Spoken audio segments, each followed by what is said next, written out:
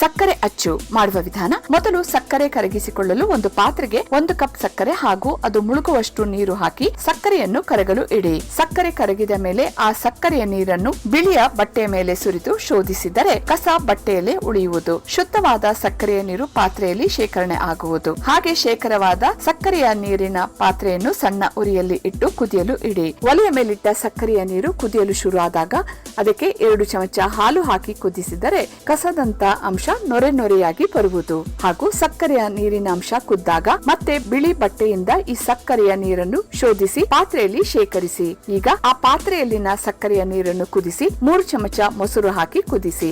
ಆಗ ಮತ್ತೆ ಬಿಳಿ ಬಟ್ಟೆಯಲ್ಲಿ ಆ ಸಕ್ಕರೆಯ ನೀರನ್ನು ಶೋಧಿಸಿಕೊಂಡು ಹೀಗೆ ಶುದ್ಧೀಕರಿಸಿದ ಸಕ್ಕರೆಯ ನೀರನ್ನು ಮತ್ತೆ ಒಲೆಯ ಮೇಲಿಟ್ಟು ಸಕ್ಕರೆ ನೀರನ್ನು ಮತ್ತೊಂದು ಪಾತ್ರೆಗೆ ಅಂದ್ರೆ 3 ಸೌಟಿನಷ್ಟು ಸಕ್ಕರೆಯ ನೀರನ್ನು ಮತ್ತೊಂದು ಪಾತ್ರೆಗೆ ವರ್ಗಾಯಿಸಿಕೊಂಡು ಒಲೆಯ ಮೇಲಿಟ್ಟು ಕೈ ಬಿಡದೆ ತೀಡುತ್ತಾ ಹೋದರೆ ನೊರೆ ನೊರೆಯಾಗಿ ಕುದಿ ಬರುವುದು. ಆ ಮಿಶ್ರಣವನ್ನು ಸೌಟಿನಿಂದ ತೆಗೆದು ವಿವಿಧ ಆಕಾರಗಳ ಮೌಲ್ಡ್ ನಲ್ಲಿ ಸುರಿದು ಕೆಲ ನಿಮಿಷ ಆರಲು ಬಿಟ್ಟು ಆರಿದ ನಂತರ ಅದು ಒಳ್ಳೆಯ ಅಚ್ಚಾಗಿ ಪರಿವರ್ತಿಸುವುದು. ಹೀಗೆ ಮನೆಯಲ್ಲೇ ಮಾಡಿ ವಿಜೃಂಭಣೆಯಿಂದ ಸಂಭ್ರಮಿಸೋಣ.